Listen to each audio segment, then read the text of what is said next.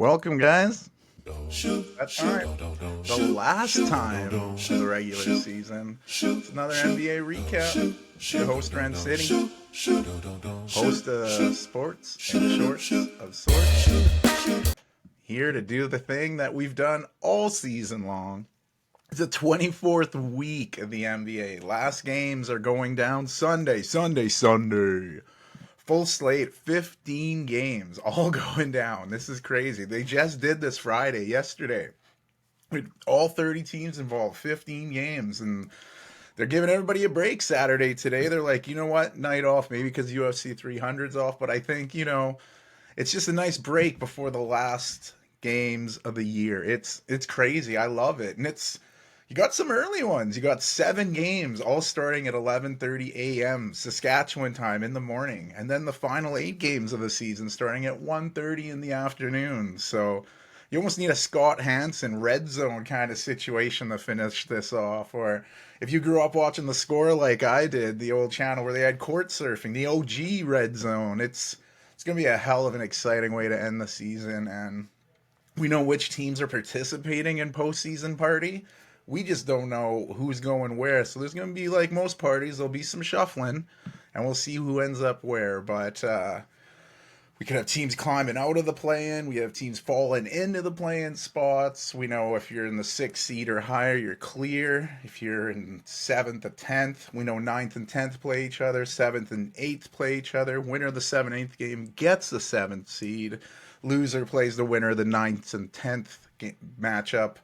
Winner getting the 8th seed. So it's a little confusing, but it's certainly added some drama to the end of the season here. And we'll do what we've done in all these recaps. We'll start in the Eastern Conference, starting in the Atlantic Division.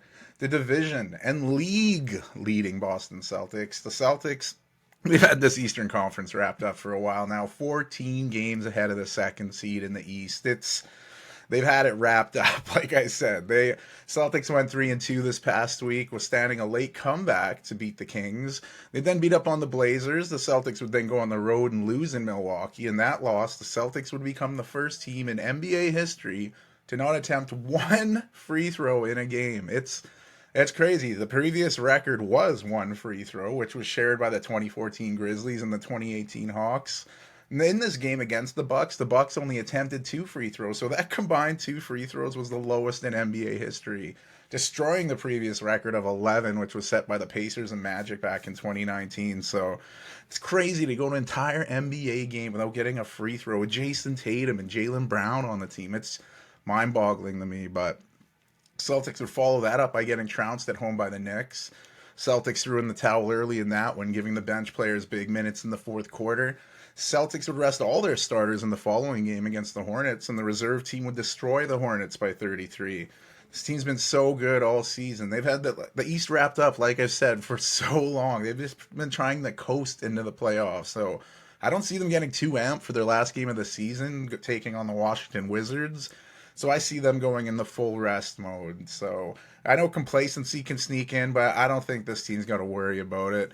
Joe Mazzulla, I see him resting the starters in that finale. The Celtics will have some more time off because of the play-in games going down, so they'll have time to rest their guys. And I know this team's been getting a lot of criticism for some of the tougher losses they've had, but this is still the best starting 5 in the NBA. I've said it most of the season.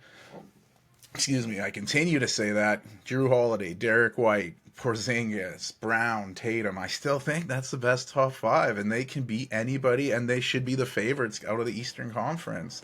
They've been the best team all year, but it's not about the regular season. It's about the playoffs. It's title or bust for the Celtics. Joe Mazzulla's job, like I said, they've had the best record in the NBA, but his job is in jeopardy. You might think that's crazy, but remember when the Raptors fired Dwayne Casey after the Raptors were swept by LeBronto in the 2018 playoffs. That was a season where the Raptors had the best record in the Eastern Conference. Casey was awarded the Coach of the Year trophy after being fired. It can happen. I'm just saying there's that much pressure right now on Boston to come through. They've had guys that have been there. They've been so close. Can they finally get that title? Can Tatum and Brown do it together? They're getting paid big money to win it. Can they win it? People are saying Porzingis will fold in the playoffs. He's never had this kind of pressure going into the playoffs to perform, but he is in that third role, which I think will help him. The real difference makers, Derek White and Drew Holiday. You know, Holiday's got that championship experience, winning it with the Bucks a few years ago. He's going to be the real difference maker and the reason the Celtics can win it all. But we don't know who's going to be meeting them. If it's Atlanta, that could be interesting. Atlanta kind of had their number this season. But quick mention again of Drew Holiday. He agreed on a 4-year, $135 million extension to stay in Boston. Fantastic player. One of the best on-ball defenders in the league. But anyway, next up in the division, the New York Knicks, currently sitting third in the conference. The Knicks have been hot, 4-1 the past week. They lost in Chicago, but would bounce back and win their next four, beating the Bucks in Milwaukee. They then got revenge on Chicago, beating them. Then they go into Boston and get that big win I just alluded to. The Knicks would then host the Nets, and despite starting the game quite sluggishly, they were a little cold. They'd rally back, take the lead, and take the big win. Jalen Brunson, man, he's looking one of the best players in the entire league right now. Look at his last 5 games, 35 points, 11 dimes, 6 boards. How do you follow that up? 43 points, 8 dimes, 6 boards. Then 45 points and 8 dimes, followed by 39 points in Boston.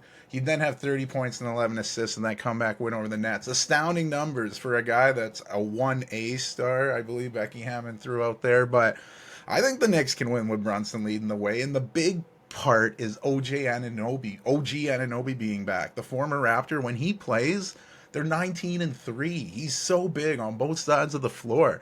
Isaiah Hartenstein's starting to look like he can handle big minutes again after some injury troubles he's had this season. Speaking of injuries, Mitchell Robinson, he missed most of this season. He was playing so great before the season. He came back. They tried to hack a Robinson on him in that Nets game, and he knocked down the free throws. This team's ready, I think. And who else but that championship caliber from college, the Villanova Wildcats group. I mentioned Brunson, about Josh Hart, what he does. He is one of the best rebounding guards in the game. He does it all. He might even be the best rebounding guard in the game. Dante DiVincenzo, he's proved he's a reliable dude that can hit shots. He wasn't a big part of the Bucks championship experience, but he was there for the ride. I know Coach Tibbs, he's not a guy to spread out the season. He gets that rotation even tighter. He likes to fill his guys with tons of minutes. But with those big minutes picked up through injury time, like Deuce McBride, Precious Achiuwa, they had to fill in when guys were out, and they played big. And I think that's really going to help them when they get called upon, because you're going to get called upon in the playoffs. And in the playoffs, wild cards are more important than a poker game. So you really need to have them on lockdown there. The Knicks have clinched the top 4 seeds, so the first round will be in Madison Square Garden, just a matter where they'll sit. There are 3 teams that can get that number 2 spot. The Knicks can get it if they beat the Bulls in their season finale, and the Bucks lose to the Magic in their season finale. If the Knicks lose at home to the Bulls, there's a chance they could drop all the way to the 4th, because the Cleveland Cavaliers are in this mix. So, lot riding on these Sunday games. So much. I love it. Next up in the Atlantic are the 76ers, currently sitting 6th in the Eastern Conference with the same win-loss record as the Magic and Pacers. Yeah, all 3 of those teams, same record. Sixers went 4-0 this past week and are riding a current high 7-game winning streak. The return of Joel Embiid's obviously got something to do with this. They're a whole different team with last year's MVP playing. They easily took out the Grizzlies, Embiid dropping 30 points and 12 rebounds in just 23 minutes against the Grizzlies. Embiid sat out the next game against the Spurs, but Tyrese Maxey said, "Don't worry, big dog, I got you," dropping 52 points, another 50-burger for him, and double overtime win in San Antonio.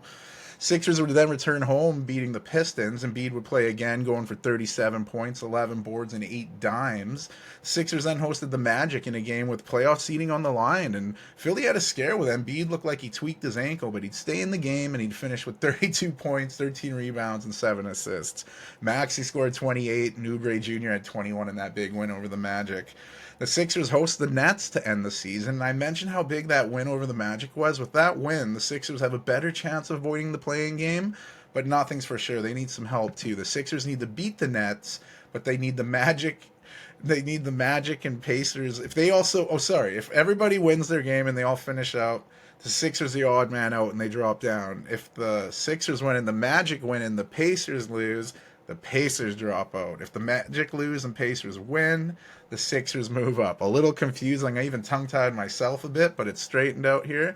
We got it. It's tough when you got 3 teams tied with 1 game left. Shit gets real. So the Sixers stayed afloat with Embiid out of the lineup. That was a big question mark for me. Could they stay afloat enough to avoid the play-in game? And it looks like they have a chance. And Let me tell you, you do not want to get matched up with this team. We saw before injury, you couldn't stop Joel Embiid. The only thing that could stop him is his own health. Going towards the bottom of the Atlantic Division, we have non-playoff teams. We go to the Brooklyn Nets. They went 2-2 this past week, winning at home against the Pistons, but the very next night have a back-to-back. They'd get destroyed by the Kings, losing by 30. The Nets would then host the Raptors and have a late comeback to secure the win in their last home game of the season. The Nets then went to Madison Square Garden and fell to the Knicks. The Nets finished their season off going into Philly to take on the Sixers. Like I said, the Nets are already eliminated, but that game against the Sixers is very important to Philly, so they're going to be coming out ready to play. Maybe the Sixers can try to play spoilers or something, but we'll see who's going to show up and even play in this game. You never know who's going to be resting and who's out. I know Cam Thomas has been really scoring great of late. Nick Claxton has been like the one consistent piece. Trendon Watford's been getting time. Noah Clowney, very promising looking young talent there, but we don't know who's going to be here next year. We just know some of the dudes they got back in that Kevin Durant trade have had really down years. Mikal Bridges, Cameron Johnson, they've kind of regressed this season. They haven't had stability, right? Kevin Ollie had to take over interim coach after Jacques Vaughn got fired, but it's tough to see where Brooklyn's going to go. Do you bring in like an older person, a tougher attitude that's familiar with New York, like Knicks legends, Van Gundy or Mark Jackson? Like I said, two guys that know New York, but you're going to have to get this team to try to spark them, get them playing defense or something, because I feel like they can score in games. It's just the mediocrity of this team. It's hard to trust the Nets right now. They have a lot of work going in the offseason. I'd even be cool with Kevin Ollie getting a chance to run the show a bit, but I think they are going in another direction. Well, that'll bring us to the basement of the Atlantic Division. The Raptors have resided there most of the season and were eliminated from the postseason a long time ago. They went 2-3 this past week, which is kind of impressive considering the Raptors were going into that game against Milwaukee on a 15-game losing streak, tied for the second longest in franchise history, just 2 off the record of 17. So there was pressure there. So that was big of the Raptors to beat the Giannis-less Bucks and get that win. And the Raptors were then on a rare 2-game winning streak after they beat the Washington Wizards in their next game. Raptors would then fall to the Pacers in their last home game of the season, and they'd give up a late lead to lose to the Nets in Brooklyn, as I alluded to. The Raptors are wrapping their season up on the beach, at least. They finished their season with back-to-back games in Miami. They lost by 22 on Friday, and they play the finale in Miami in a rematch on Sunday. Like I said, a very strange year for the Raptors. First season of the Darko Rajakovic era, and it didn't really go to plan, I think, obviously. Team totally revamped. You had injuries. You had life-changing moments off the court for the newcomers coming to the team. R.J. Barrett's brother passing away. Emmanuel Quickley losing his uncle, who he was very close to. The team has really gone through it all. Despite that brutal win-loss record and that wretched losing streak, there were a few shining moments. Scotty Barnes making his first All-Star game. This new Raptors core looked like, if healthy, they can develop and maybe do some damage in the easier East. But we'll see. I don't know if these guys will even be around. We know Masai Ujiri likes to shake things up. We'll see who they go with in the drafts. But I think you got to have some optimism for the Raptors going in the next year. You can have the can it get any worse mentality. It can get worse. You don't want to think that way, but sometimes you got to take a step back before you can take 2 forward. But one last piece of the Raptors. This isn't the best news. NBA commissioner, or alien, as my wife calls him, Adam Silver, he said Jontay Porter could be facing a permanent ban from the NBA if all these betting allegations are true. That's not good, and it's not looking good for Michael Porter Jr.'s younger brother right now. That could have been the last we saw of him in the NBA. We'll leave the Atlantic. We'll go to the Central Division, the current division leaders, barely still. They're holding on to that number 2 spot in the Eastern Conference, the Milwaukee Bucks. They have the same win-loss record as the Knicks right now. They went 2-3 this past week. The Bucks fell to the Raptors, who, like I said, were on a 15-game losing streak. As I mentioned, Giannis Antetokounmpo did not suit up for that game, but he returned to the game in the Knicks, where they got blown out by the Knicks. The Bucks then hosted the Celtics and beat them with relative ease, as I mentioned earlier, but there was a scary scene in the third quarter of that game. As Giannis was jogging up the floor, he just kind of crumbled and was reaching for that calf area. People thought, oh no, because when you reach for there, people instantly think no contact on that. It's got to be an Achilles injury. He was helped off the game. helped out of the game. Big shots by Chris Middleton helped preserve the win for the Celtics. And then after the game, the Bucks received good news. An MRI revealed Giannis Antetokounmpo's Achilles was still intact and that it was a calf injury. I know calf injuries are tricky too, but much better than a ruptured Achilles or anything. So it was announced Giannis would miss the rest of the season. And from there, the Bucks would host the Magic without Giannis in the game. Damian Lillard would do his thing, and Bobby Portis Jr., man, he's been killing it lately. He's just been a beast since Doc Rivers took over. He had a 30.9 rebound game, and not only was the Greek Freak not playing, Middleton didn't play as well. So that was a really big win over a tough Magic team. The Bucks would then go in the OKC without Giannis or Lillard, and they drop that one by 18. The Bucks now, after that Thunder loss, they have a very juicy game to end the season against the Orlando Magic. Lots of playoff implications for both teams. If the Bucks beat the Magic, boom, number 2 seed in the East. However, if the Bucks lose and the Knicks beat the Bulls, the Bucks will drop to the 3rd seed. Unless the Cavaliers also win their game, then that combination could have the Bucks dropping as far as 4th. That is wild, considering they could finish from 2nd to 4th depending on the outcomes of Sunday's game. It'll be interesting to see who finishes where. We know Giannis is out. Is Lillard going to play in this finale? Maybe they would have sat him, but now with these bigger stakes here, maybe he has to play. But the big question for this team going in the playoffs, regardless where they're seated, is the health of Giannis Antetokounmpo. If his calf is not ready to go, this team could get bounced in the first round. Like, he's that important to this team. And it's Doc Rivers. He's at 17-18 since taking over. A game under 500 since Adrian Griffin was fired. Like, I wish we got to see what Adrian Griffin could do with this team. He was 30-13 when he was fired. So Doc has not put up good numbers here. I don't know who else he can throw under a bus at this point.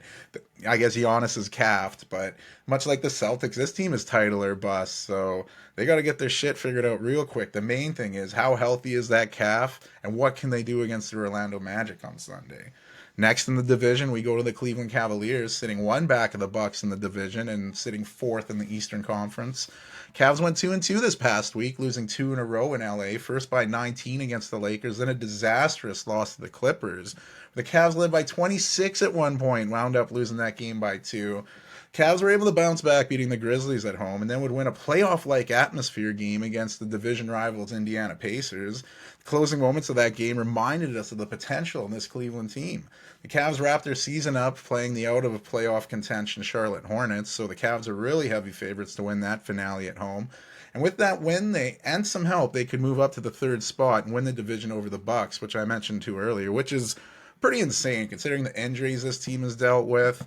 Head coach J.B. Bickerstaff, you've heard me say on this show numerous times on these recaps how well of a job he's done. Just getting this team to play with whoever shows up, you know. The backcourt of Darius Garland and excuse me, double choke. Darius Garland and Donovan Mitchell back together with that beastly young court of Jarrett Allen, Evan Mobley. Allen in that last game against the Pacers. Oh my goodness. Plus Max Strus, he's the glue guy holding it together. And with all these healthy pieces back, that means bench superstars, Karis LeVert, Georges Niang, they can come out and give you those huge numbers off the bench. They can fill in as starters, but they're a whole different level coming off the bench. So, I don't know. You do not want to play Cleveland. You're going to hear me say you do not want to play a lot of these teams because there's some really good teams that I think the title could be open for a lot of teams this year. We have a few contenders, but we'll leave Cleveland and we'll go to Indiana. The Pacers have dropped to the 7th seed and currently reside in that play-in spot. Even though they have the same record as the Magic and the Sixers, I mentioned we have 3 teams all tied up there. The Pacers went 3-1 this past week, beating a depleted Thunder team before holding on to beat the Heat in a close one. They then went into Toronto and dropped 140 points on the Raptors in an easy win there. Then they went into Cleveland in that game I just alluded to, where it felt like a playoff game, and the Pacers fell in a close one.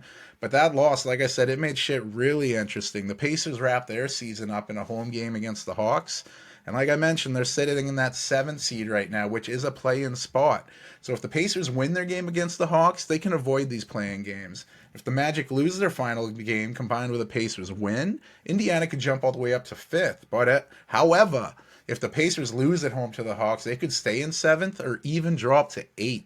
So that season finale against Atlanta is like another playoff game, a little pre-playoff here. I may have mentioned a little ambitious at the beginning of the year in my pre-season predictions when I said Pacers, they're going to be this year's Sacramento Kings that made it to the third seed of the Western Conference last year. Maybe I was a little ambitious there. They were really good at the beginning of the year and kind of struggled after being the runners up in the first ever in season tournament, but they've revamped a little bit. Bringing Pascal Siakam in has been huge. Tyrese Halliburton, he's one of those rare old school kind of point guards nowadays who's looking to pass first. I mean, granted, he throws up 30 here and there, but he's always looking the dish. And with Siakam there now, that's a legit 1-2 punch. And he's got experience, championship experience coming from Toronto. This guy can get you buckets. He can make big defensive stops. The depth on this team is real. Any given night, Aaron Nesmith, Andrew Nembhard, they could go off. TJ McConnell, he's been amazing off the bench. Talk about old school point guards. There's one right there.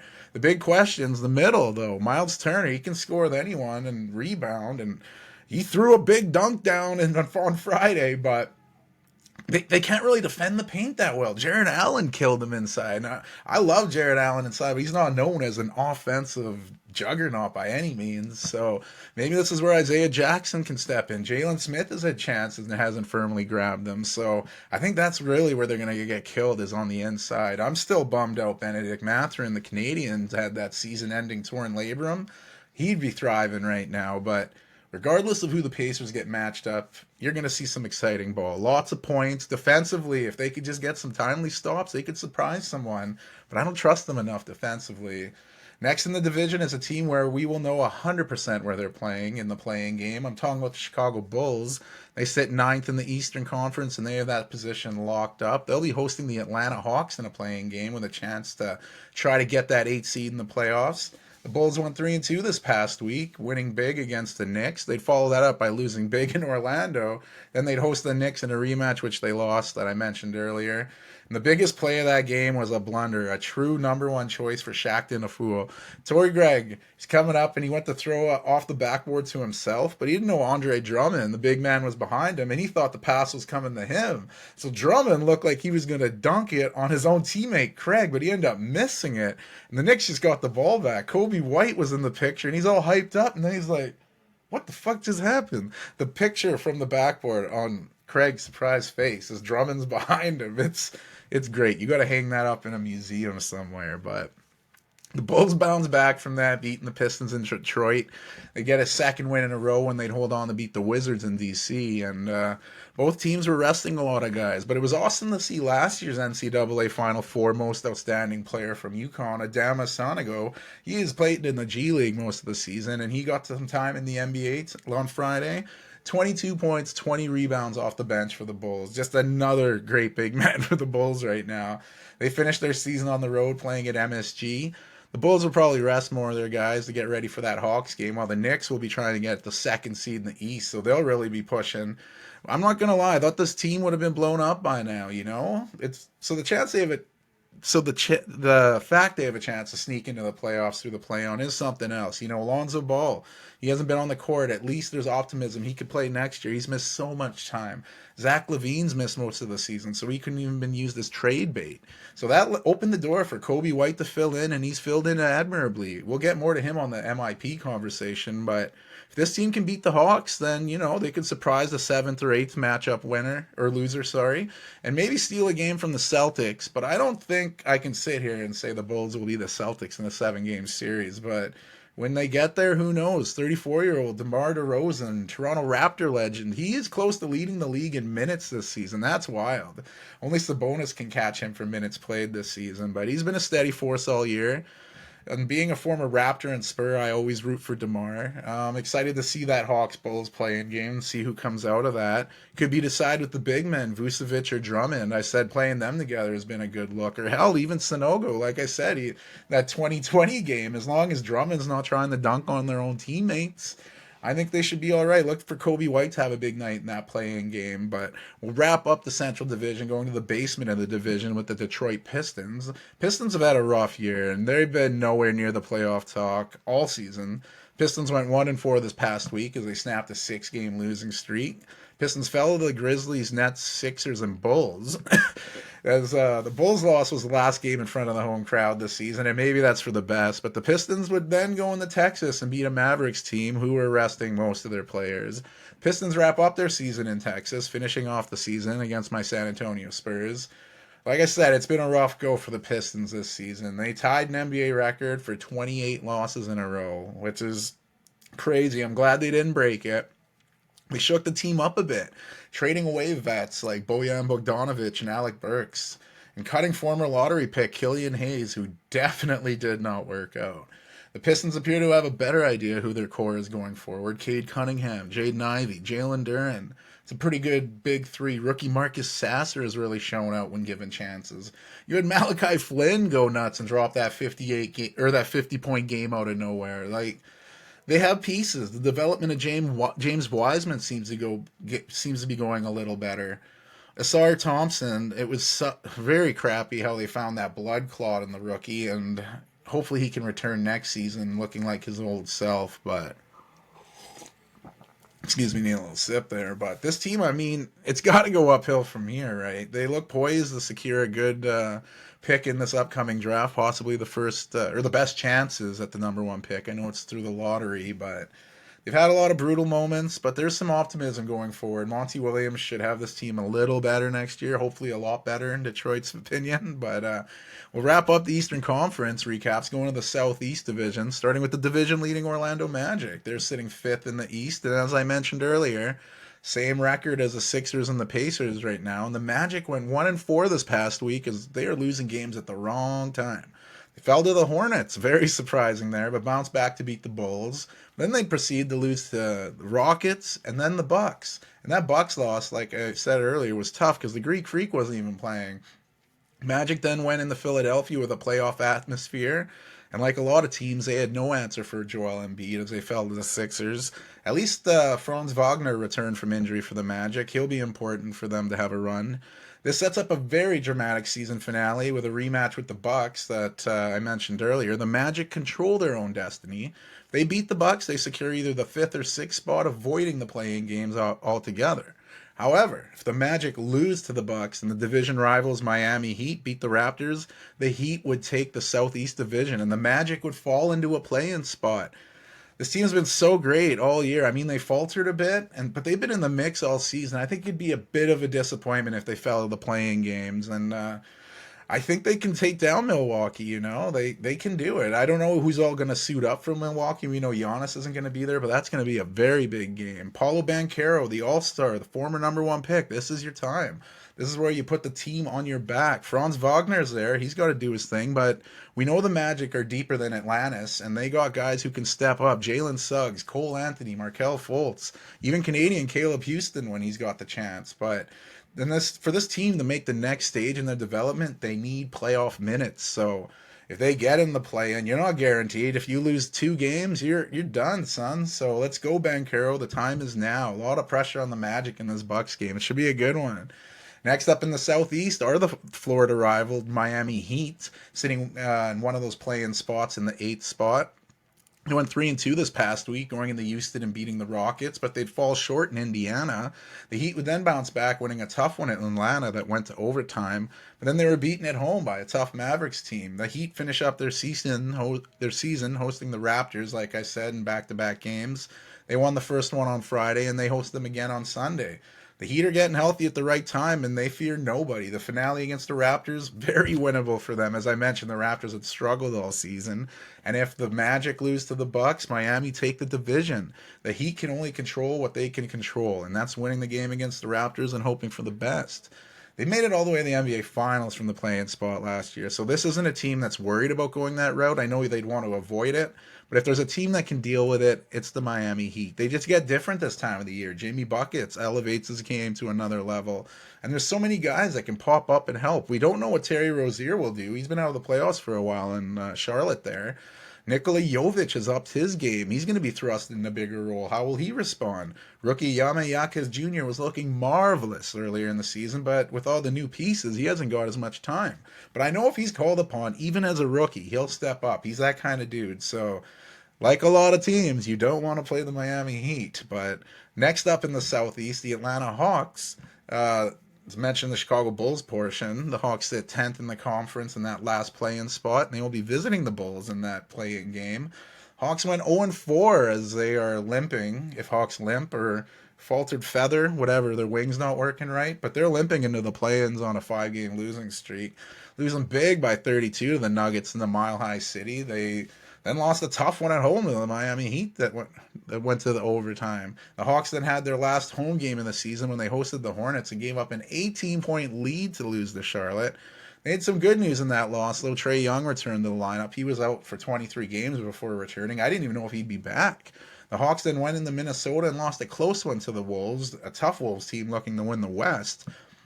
The Hawks finished their season going into Indiana, and as I mentioned earlier, that's a big game for Indiana. The Hawks can't move anywhere in the standings, so maybe they'll rest some guys, but I imagine they'll play Trae Young and Murray a bit. Young's missed some time, and they got to bring him back into the offense here before that playing game, so we'll see what happens here, but Hawks are trying to get some kind of chemistry, I imagine. It's a bummer Jalen Johnson will miss the rest of the season and the playing game with a sprained ankle he had in the OT loss earlier. And big man Onyeka and Kongwu will miss the same games with a non-surgical procedure to deal with inflammation in his toes. So that's two big losses they'll have going into the play-ins. And this is where Bojan Bogdanovic can step up. We saw what the Serbian did for Team Serbia this past summer, helping them win a silver medal in the FIBA World Cup. And I think with extra touches, he'll make a big splash. You know, this team can compete. They can score with anyone. They're just so bad defensively. If they can beat the Bulls and they could win the next game against the loser of that 7th, 8th game, and they can get that 8th spot, they have beaten the Celtics this season, and maybe I'm getting a little ahead of myself with some pipe dreamish stuff, but they can get the 8th seed. Maybe they'll ignite some flashbacks at Golden State over Dallas in the first round of the 2007 playoffs. You know, sometimes matchups. It's all about matchups. We'll see what happens, though. We're getting a little ahead of ourselves. But one of the postseason teams in the division, or the non-postseason teams in the division, Charlotte Hornets went 2-3 this past week. The Hornets surprised the Magic, as I said earlier. They then pushed a short-staffed Thunder to the limit, just falling short. They then got destroyed by the Mavericks in their last home game of the season, but they'd have a dramatic 18-point win over Atlanta, I just mentioned. The Hornets went into Boston and got destroyed by the Boston Reserves, losing by 33. Their minds must have been elsewhere. Hopefully they have a better showing in their season finale against the Cleveland Cavaliers. There's playoff importance to the Cavs, so maybe the Hornets can try to take a little sting out of them and play the role of spoilers. I've said it once, I've said it twice. It's been a tough year for the Hornets. Again, LaMelo Ball and those ankle injuries. Like I said in the last episode, prompting Pops LeVar Ball to chime in and shit on Puma for their shitty shoes, apparently. I've never worn them, the basketball shoes, I can't say, but LaMelo Ball's ankle injury, this is a real thing now. This isn't a one-time thing. Remember, Steph Curry dealt with injuries in his ankle early in his career, and I think he's done pretty well since then, so he can bounce back. This team has been shaken up with moves, moving on from Terry Rozier, PJ Washington, Gordon Hayward. Mentioned I liked what the Hornets got back in some of these moves. I'm a big Trey Mann guy. Liked watching him in OKC. He just couldn't get minutes.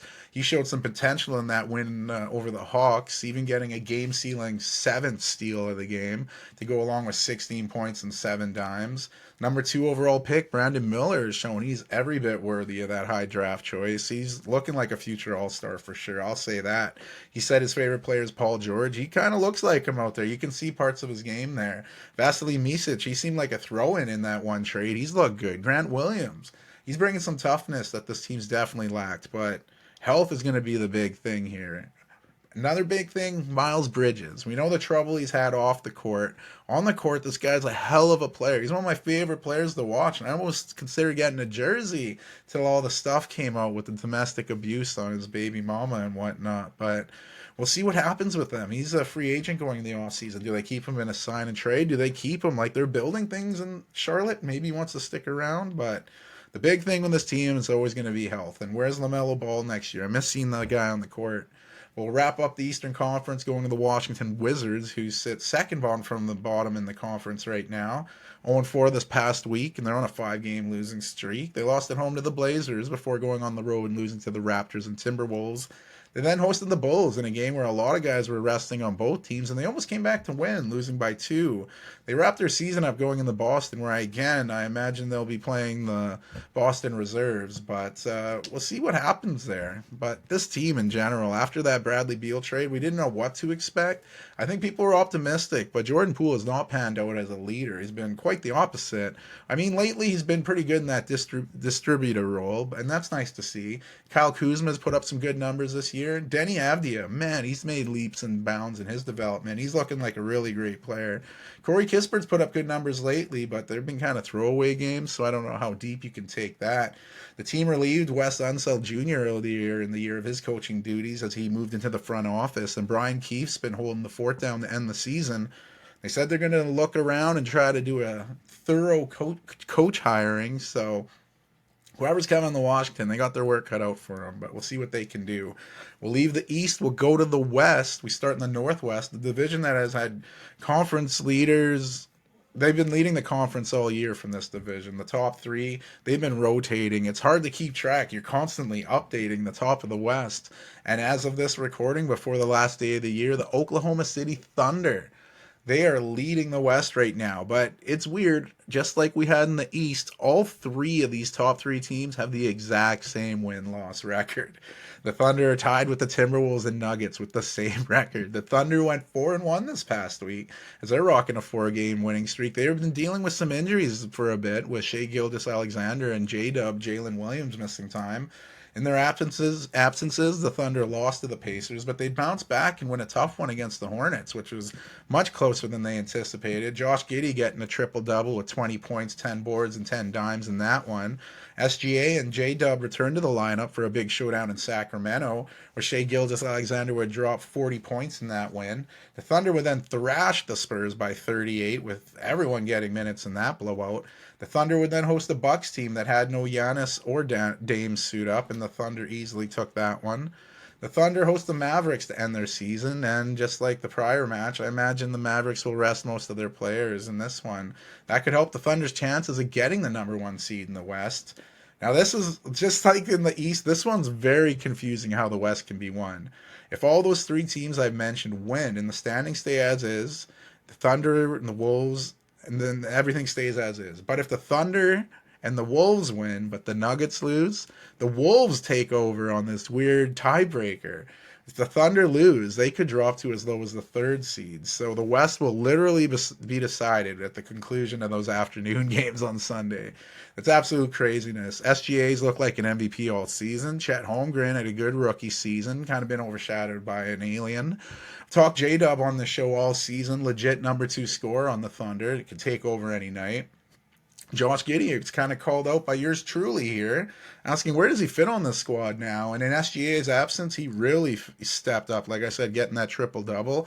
But now that SGA is back, where does Giddey fit in again? At least those big games were reminders, at least confidence-wise, that, hey, I can still do this. So we'll see what happens. They're the 2nd youngest team in the NBA. They say you need to lose in the NBA before you can win. And they're going to be facing a tough matchup because in the bottom of that Western Conference, they're all veteran teams who are mostly playoff tested. So any one of them are going to be a tough matchup. But I think the Thunder can play well there. We'll see. Next up in the division and the conference, as I've said most of the season, the Minnesota Timberwolves, who, like I said, share the same win-loss record as the Thunder and Nuggets. Wolves went 3-2 this past week. Wolves lost in the desert to the Suns, but bounced back and beat the Lakers in LA. They then returned home and beat the Wizards, where Anthony Edwards would go for 51 points and 7 dimes and 6 boards, eating the first 50-burger of his career in front of 50 Cent, no one less, throwing 50 around there. That's awesome. The Wolves then traveled to the Mile High City and lost to the Nuggets in a Western Conference showdown. Then the Wolves returned home and held on to beat the Atlanta Hawks by 3. The Wolves wrapped their season up at home, hosting the Suns, with both teams having a lot on the line, so that's going to have a playoff feel to it. Very excited for that one. This team will obviously want to finish with that number 1 spot, but they can finish anywhere from 1st to 3rd, depending on outcomes of games. So this is a big one. The Wolves don't need to score watch. They just need to worry about the Suns. Karl Anthony Towns returned to the lineup against the Hawks. He missed the previous 18 games with that meniscus tear and surgery he suffered back in March. Cat will try to work his way back into the squad, and it might be tough because Naz Reid, who's been filling in for him, has been filling in for him. He's been playing awesome. So we'll see how Chris Finch works him back into the lineup. Mike Conley Jr., all this guy does is quietly play awesome basketball, and that's what he's been doing. He's going to have big moments in the playoffs for this team that has a leader who's only 22 years old. He's got swag, but he doesn't have experience in the playoffs. So if Mike Conley can help with that, they could maybe surprise. But like I said with the Thunder portion, you got to lose the win. So we'll see what's up. In the third, we'll go to the defending champion Denver Nuggets, who sounding like a broken record here, have the same win-loss record as the Thunder and Timberwolves. The defending champs went 3-1 this past week, thrashing the Hawks by 32 at home before going on the road and beating the Jazz. Nuggets then return home for their last home game of the season, beating the Timberwolves in that tough battle I mentioned earlier. The Nuggets then had a chance to wrap up the number one seed in the Western Conference in San Antonio. They're up 23, but they blow said 23 lead and lose 23-point lead and lose on a last second shot. I mean, the Nuggets had a chance to inbounds and get the winning shot up, but they didn't even get the ball in. Jamal Murray didn't throw it in. It was a 5-second violation. Not a way for the defending champions to finish that one. A brutal way. They could have the West wrapped up, but now they finish off their season with a road game in Memphis, who's always playing hard, so who knows how that'd go. The Nuggets are no longer in control of their own destiny and are at the mercy of other teams. In order for the Nuggets to win, the Nuggets need to win to move up from their third seed in any scenario. In one scenario, if they win, if the Wolves and Thunder win, they'll still be third. If the Wolves win and Thunder lose, the Nuggets move to second. If the Nuggets win and both those teams lose, the Nuggets move to number one. Again, fucking crazy that all these teams are tied up with one game left. This is mind-boggling. This Nuggets team's the real deal, though. We know they can repeat as champions, become the first team since the Warriors did it in 2018 to do so. I mean, we just had back-to-back champions in the NCAA men's tournament. It could happen again this year. Back-to-back and back-to-back. Nikola Jokic is looking like he wants another MVP trophy, even though he says he doesn't.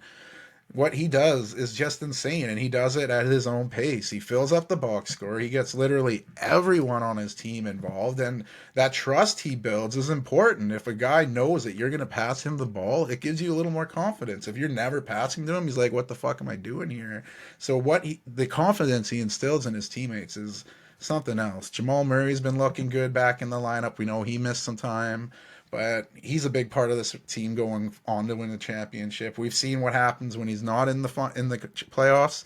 The Nuggets have come up short, so I don't know. I think they got to be the favorites to come out of the Western Conference, but we'll go to some teams that are nowhere near the playoffs in this division. It's a tough division to play in, but we'll go to the Jazz. They went 2-3 this past week. They fell to the Clippers, Warriors, and Nuggets, and were on a 13-game losing streak going into the home game against the Rockets. The depleted Utah Jazz used a full team effort to beat the Rockets and end that lengthy streak. Former Spur, I almost sounded like the Swedish chef there. Former Spur, Lukas Samanic put up a career-high 22 points in the win. 7 players reaching double figures in that one.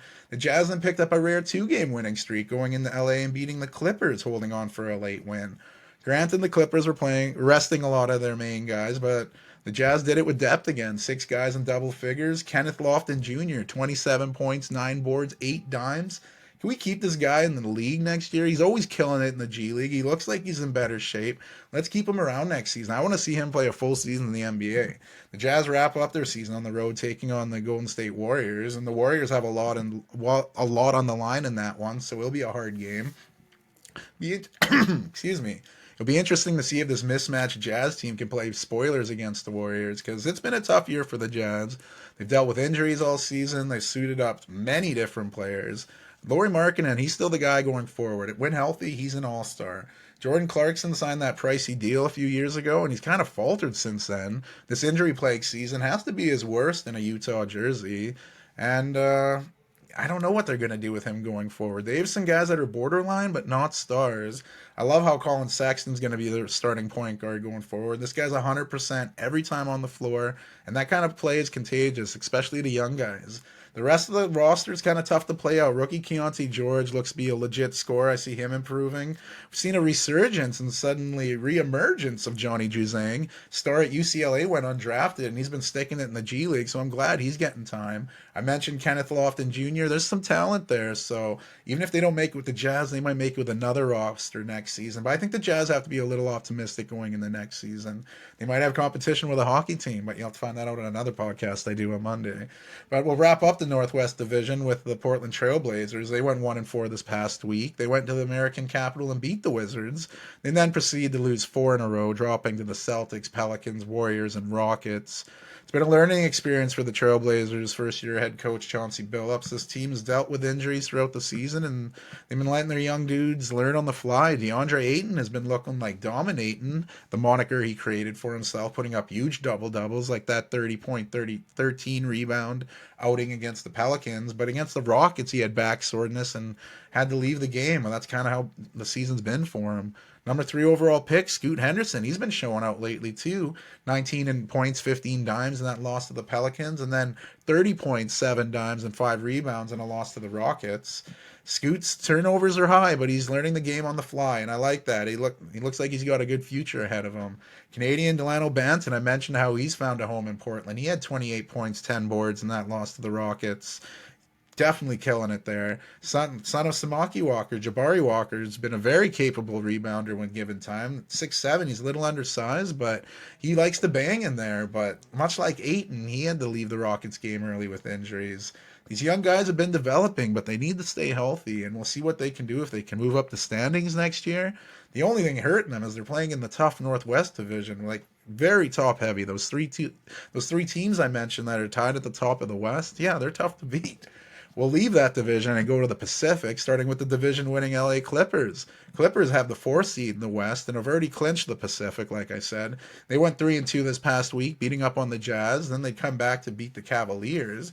Clippers then went into Phoenix and got the win, with Russell Westbrook starting and getting a triple-double. Clippers then hosted the Suns in a rematch and did not play Paul George, Kawhi Leonard, Harden, Westbrook, Zubac, Mann, or Norman Powell, so the Suns easily took that. Clippers would then host the Jazz and again rested most of their players, losing to the Jazz. And even with the reserves playing, the Clippers had a chance to win. Down 1, Xavier Moon, tell me if you know what number he is for the Clippers, missed the winning shot. Brandon Boston got the rebound. He was stripped. His time expired. No call. That's it, and Clippers lost. So the Clippers finished their season against the Houston Rockets. I imagine they'll be resting more players. Kawhi Leonard's already missed the last 8 games due to right knee inflammation, and he's probably the most important piece for this Clippers team. He's got that championship pedigree. We saw what he's done with the Raptors and the Spurs. There's guys dealing with knocks like Harden. He put some time in the last game. Hopefully this team can get healthy, because that's the only thing that can stop this Clippers team is their health. They're damn good. They have ring-hungry guys who will be hungry to try to win a title. But, I mean, they are facing the Mavericks again, and the Clippers and Mavericks will meet in the playoffs for the 3rd time since 2020. Clippers have won the 2 previous series, but man, that's going to be one hell of a series. Wow. Next up in the Pacific, the Phoenix Suns, sitting 7th in that current play-in spot. They went 3-2 this past week, beating the Timberwolves, but falling to the Pelicans, where Devin Booker broke his streak of 50-point games against them. I mean, 3 straight 50-point games against one franchise, still pretty good. You know, you can't keep that streak going forever. The Suns then lost 1 and won 1 in a home-and-home with the Clippers that I just alluded to. And the Suns went into Sacramento looking dead in the water before sparking a huge comeback. Grayson Allen looked to get a go-ahead shot with the game tied. Nurkic would get to try to get the rebound on the missed shot, but he'd get fouled where he'd hit 1 of 2 free throws. And as De'Aaron Fox looked to try to get the go-ahead basket, he was stripped by Bradley Beal, who was huge on both sides of the floor in the clutch on that. That's the Beal they expected to see. And I've said on this show how it's so weird to say, but Grayson Allen, he could be one of the most important pieces on this Phoenix Suns team come the playoffs. So that's wild. He was a big part of that comeback win. And the Suns wrap up their season in a tough matchup on the road in Minnesota. Minnesota, like I said, is looking to get that number 1 spot. So it's a big game for the Suns, too, because they're trying to get out of that play-in spot. If they beat Minnesota and New Orleans loses, then the Suns can jump out of that play-in spot. However, if things don't go that way, they'll be stuck in there, and you know, that's an extra game. You hope to avoid it. I mean, I'm not worried about them in the play-ins, but anything can happen, right? Next up in the division, LA Lakers. They're currently in the 8th seed in the West. We know they'll be playing in a play-in spot, just not sure which one. They went 2-2 this past week, winning a big game at home over the Cavs, but they'd follow that up by losing two at home by double digits. First to the Timberwolves and then to the Warriors. The Lakers would then bounce back going into Memphis and squeaking out a win there, which was a little troubling considering the Grizzlies had 13 players out for that one. I don't even know how that's possible. But with all those players out, the Lakers still needed 37 from LeBron and 36 from Anthony Davis to get the win. The Lakers wrap up their season going on the Bayou to take on the Pelicans, and that game is massive for both teams. Pelicans looking to avoid losing and dropping into the play-ins, while the Lakers are looking to clinch that 8th spot. If the Lakers lose to the Pels and the Kings and Warriors win, the Lakers could fall all the way to the 10th spot, making their path to the finals that much harder. I'd pick the Lakers to make the finals before the season started, and it's been very up and down for them, but it could still happen. LeBron's doing insane things his 21st NBA season. Can't shit on that. And you can't shit on Anthony Davis. He's played a lot of the games this season, and he's been the rock for this team that even has him in this position today. D'Angelo Russell, Austin Reeves, Rui Hachimura, they're big guys that have had some big games, and they're going to need those big games now. They need him against the Pelicans, and they're going to need him in those playing games. If not, the Lakers' playoff run will end before it even starts. Next up in the division, those Sacramento Kings sitting 9th in the West, sharing the same win-loss record as the Warriors. Kings went 1-4 this past week and are on a rare 3-game losing streak. Not good to be doing at this point in the year. You know, they went from a safe playoff spot to playing in the play-in. The Kings were down big against the Celtics, almost coming back to win, coming up short. They then would bounce back, crushing the Nets by 30. They then lose to the Thunder in OKC with SGA and J-Dub returning to the Thunder lineup. Then they lose at the home to the Pelicans. Then the Kings look like they had in that game against the Suns that I mentioned, and they'd throw it away. And then, like I said, with under 10 seconds to go, De'Aaron Fox would go attacking the hoop, and he'd get stripped. I mean, there could have been contact, but it was brutal. It was a tough way to lose.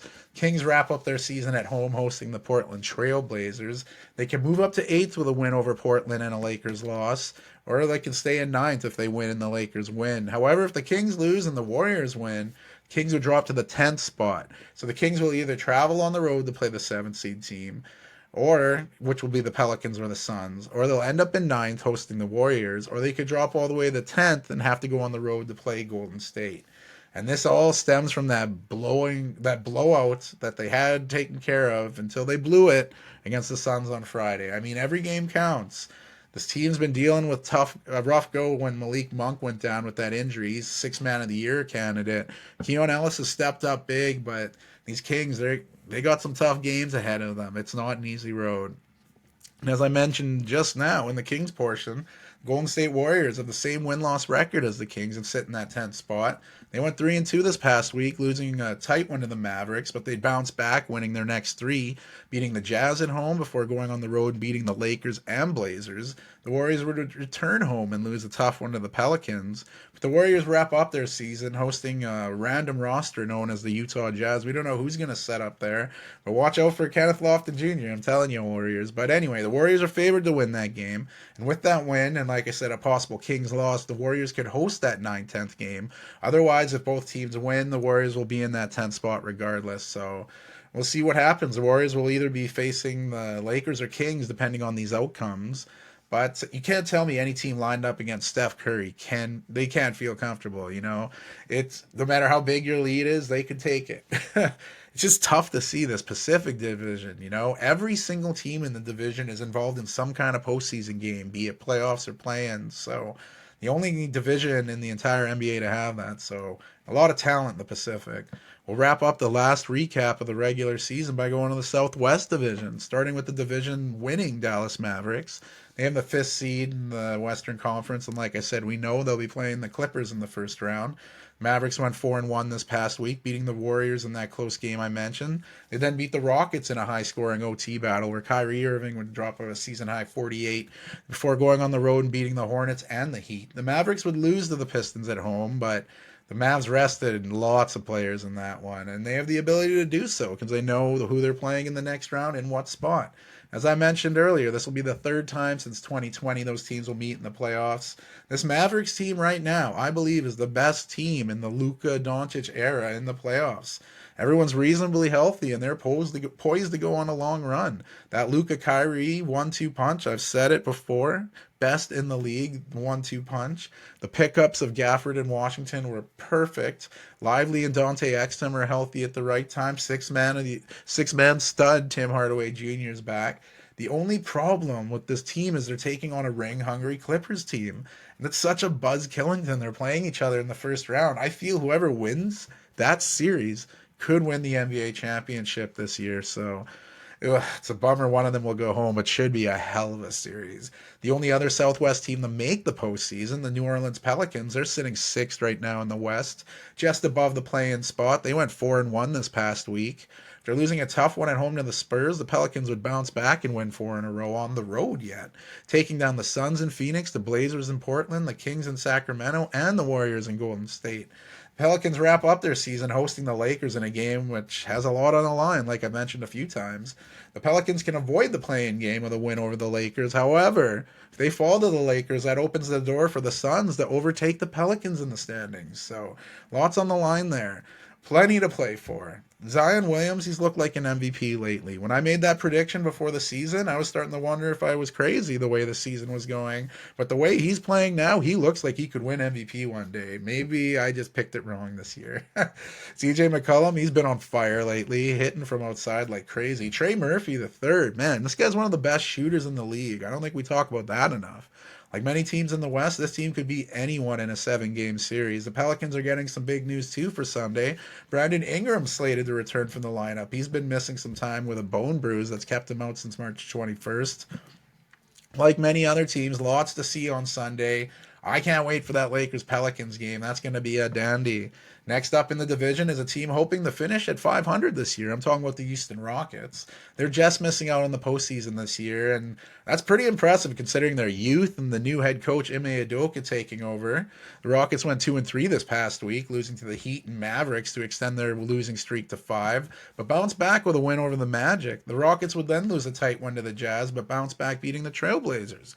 The Rockets end their season going to LA to take on the Clippers, where the Clippers should be resting players, so it's a good chance for the Rockets to take the road win and finish at 41-41, which again, this would be very impressive for them. A team that didn't have tons of expectations, the inaugural season coaching for Ime Udoka, and they almost snuck in the playoffs. So next season, I see this team making the playoffs. Yes, the Rockets will be in the playoffs next year. Jalen Green, he's taking that next step. Şengün will be healthy. Amen Thompson, Cam Whitmore, those rookies will step up. Amen Thompson might be on an all-defensive team next year.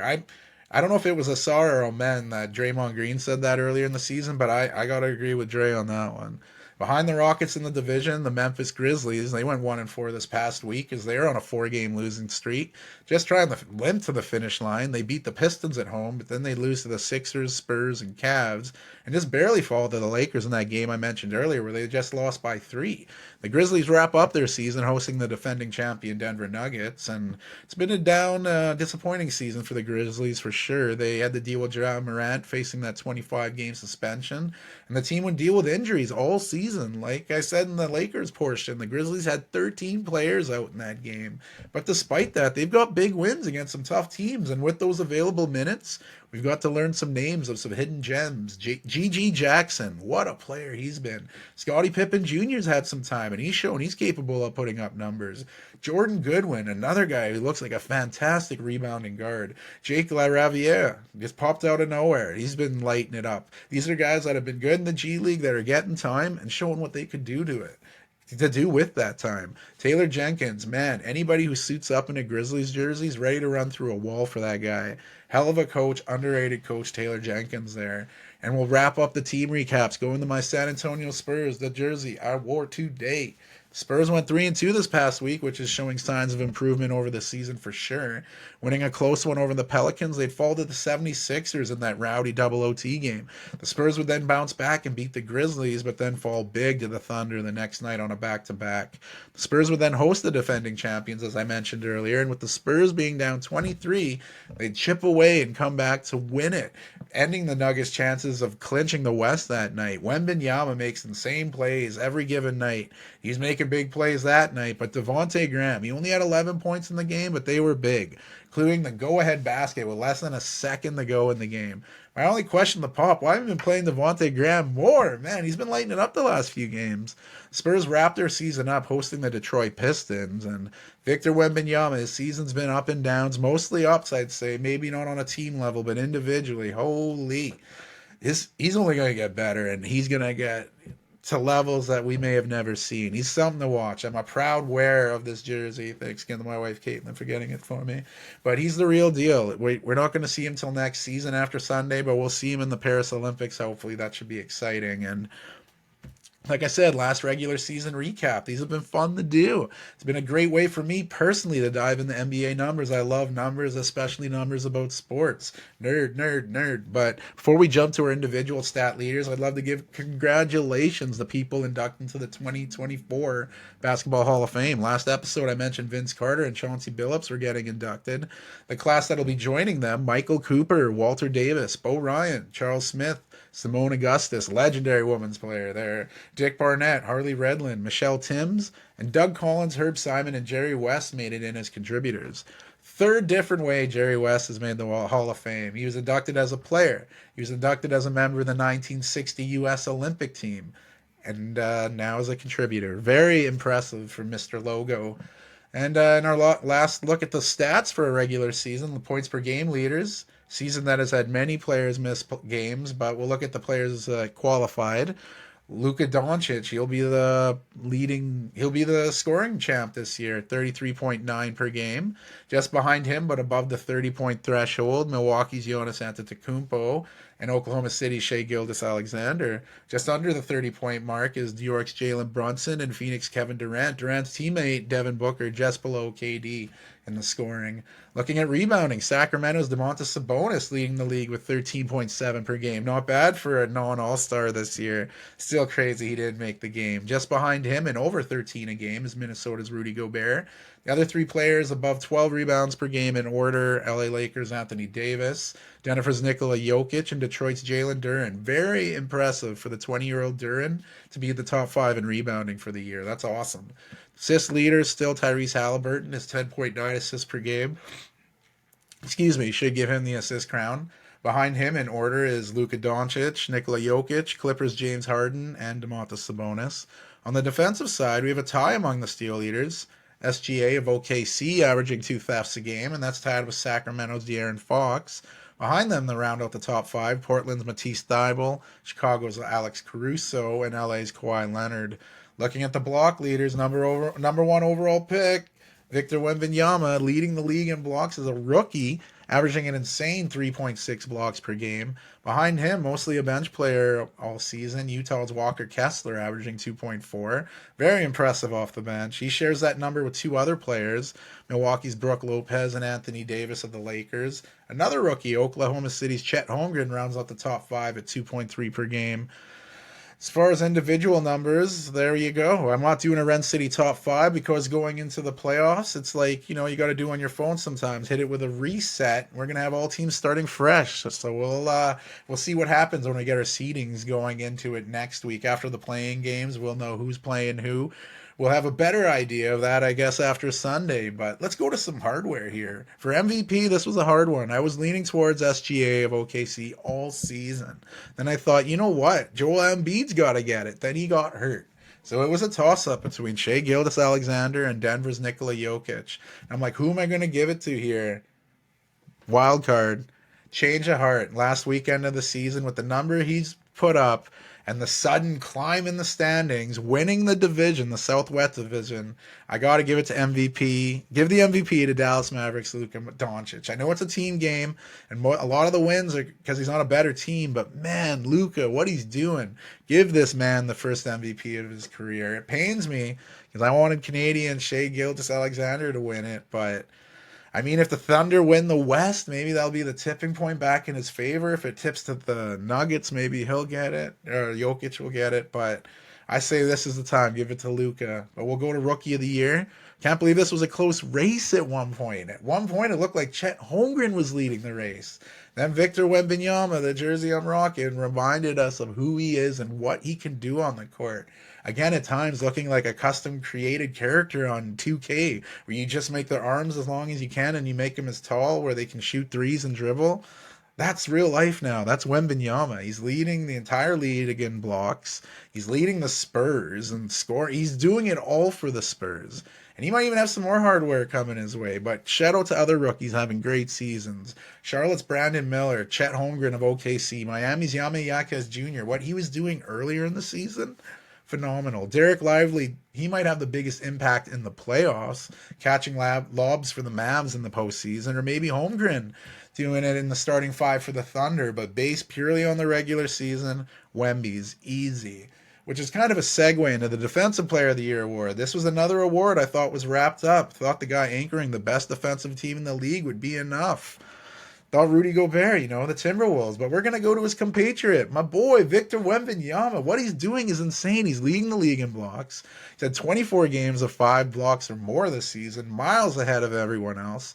Plus the fear. He puts fear into opponents. I saw a 3-on-1 fast break where Wemby was back, and they just backed that shit up. The intimidation factor alone. Throw that into here to help get him voting. I know it's never been done. A Defensive Player of the Year award has never been awarded to a rookie. But now is the time. Give Wemby double trophies. Come on, let's do it. Going to the 6th Man of the Year, I still think Sacramento's Malik Monk should win the award. He's done enough before that season-ending injury to win it in my books. If you have to give it to someone else, I think it's a toss-up. You have Minnesota's Naz Reid, who kind of hurt himself by starting a few games during Cat's absence. Milwaukee's Bobby Portis Jr., I feel, with Doc Rivers taking over, he's just put more onus on Portis Jr. to step up. Cleveland's Karis LeVert. This dude could start on any team. He reminds me so much of Jamal Crawford. Sorry, I was choking a bit there. Not just because they're both Michigan guys, but they're so silky when they play on the court. Either of those guys could win it, 6th Man of the Year. I mean, that trophy should be called the Jamal Crawford trophy, but I think this is Malik Monk's award to win this year. Most Improved Player of the Year could go in a few directions. I obviously don't get a vote, but if I did, I'd have to give it to Chicago's Kobe White with Levine down, as I mentioned, most of the season with injury. Kobe White stepped up in a huge way, reminding everyone he was very worthy of that first-round selection out of North Carolina. I think it's his to win. I do like Jalen Johnson from Atlanta. I don't think he's done enough to win it now. He's out of it from all the injuries, but you could give it to Şengün. I think he's missed too much time. Tyrese Maxey, he's an all-star. We already knew what he was capable of. He was already him. So give it to Kobe White, Chicago Bulls. I think he's got to take it this year. Which brings us to Coach of the Year. I think it might come down to the highest seed in the West. If it's OKC, Mark Daigneault will take it. If it's Minnesota, Chris Finch should take it. Both deservedly so. I think Mike Malone gets hurt a bit in that if they win the West, the Nuggets, because they won the title last year. Joe Mazzulla, he has the team with the best record in the entire league, and he's potentially on the hot seat, as I mentioned at the top of the show. That's a lot of pressure, and you know what? It's tough to win with pressure. When you're expected to win, it can be hard to win sometimes, and he's had them winning. So if Mazzulla wins it, I'd be happy with it. But my wild card, I'm playing wild cards here like a card game, but Cleveland coach J.B. Bickerstaff. I can't say enough how impressed with the job J.B. Bickerstaff's done this year. The injuries in Cleveland, to have them in the top of the East, man, any of those guys can win it, and I'd be happy. The way I'm leaning, though, I think Chris Finch might get it just because of how defensively good the Timberwolves are. OKC plays good defense, too, but not quite like the Wolves. But any of those guys, I'd be okay with it. But that's it, y'all. That's the NBA regular season. I mean, the last games are going to be played tomorrow, Sunday, April 14th. And I love how they're all at the same time almost. It's got some European footy vibes to it. But we'll know at those games' ends who's playing who. I can't wait. It'll be exciting. We'll have play-in games. We'll see who's playing who. And I'm going to do another episode next week. after the play-in games are done and we can see our playoff roster, see who's playing who, and I'll throw out my predictions, see who's going to win it. I know at the beginning of the year I picked the Bucks to beat the Lakers in the finals. That might be tough, but hey, we'll see what's ahead of us. Lots of good ball. So many big games Sunday. Tune in Sunday. But anyway, thanks for tuning in. You can tune in to my regular podcast, Sports and Shorts of Sorts. Yours truly, Ren City. Thanks again for coming out all year. Hope I've at least piqued your interest a little more in the NBA if you didn't follow. And if you want to follow more, keep following. Join the club, guys. Ren City out.